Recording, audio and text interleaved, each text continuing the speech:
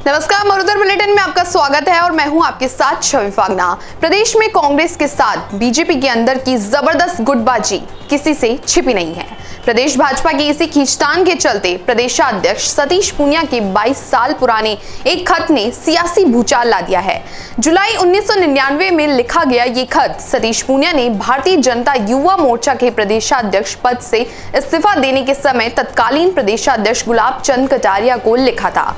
3 page के इस लंबे खत में सतीश पूनिया लोकसभा और विधानसभा में टिकट नहीं देने के कारण उस समय पार्टी के प्रति अपनी नाराजगी जाहिर करते हुए बीजेपी की कई बड़े दिग्गजों पर जमकर निशाना साधा था। यहां तक कि सतीश पूनिया ने भैरव सिंह शेखावत, ललित किशोर चतुर्वेदी, हरिशंकर भाबड़ा पर पीठ में छुरा घोंपने का आरोप भी लगाया था।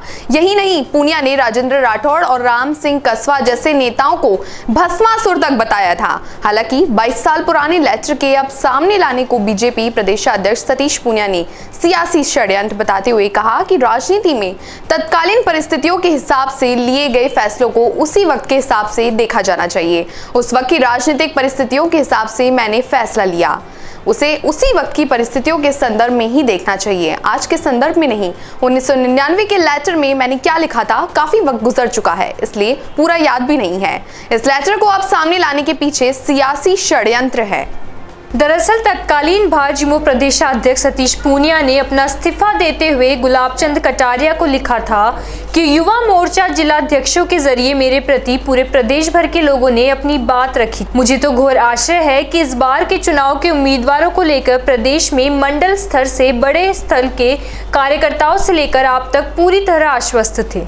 पूर्व मुख्यमंत्री भैरव सिंह शेखावत, राजेंद्र राठौड़ और राम सिंह कसवा के प्रबल समर्थक रहे। शेखावत दिल्ली जाने तक मुझे चुनाव लड़ने का स्पष्ट संकेत दे चुके थे।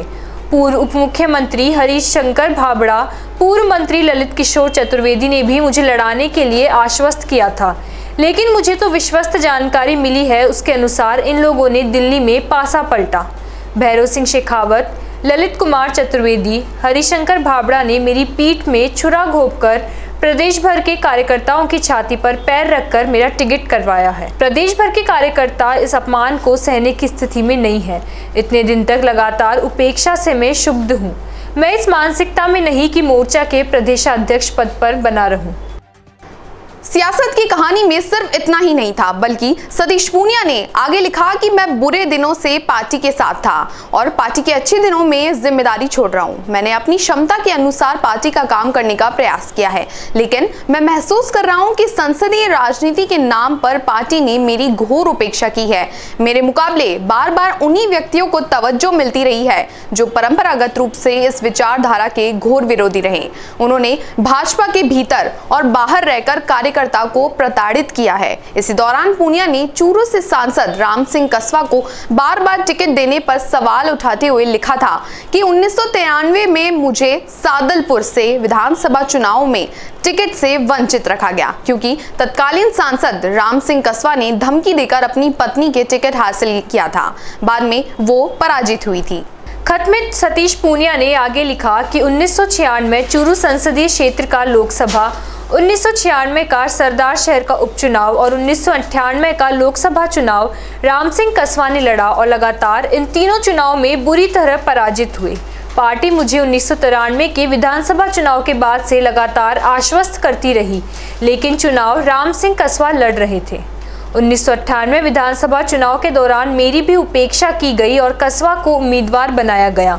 8 माह पहले चुनाव लड़ने और विधानसभा के बाद लगातार 7वीं बार इन लोकसभा चुनाव में राम सिंह कसवा की पार्टी की पसंद किस दबाव में बने रहे, मैं आज तक नहीं जान पाया।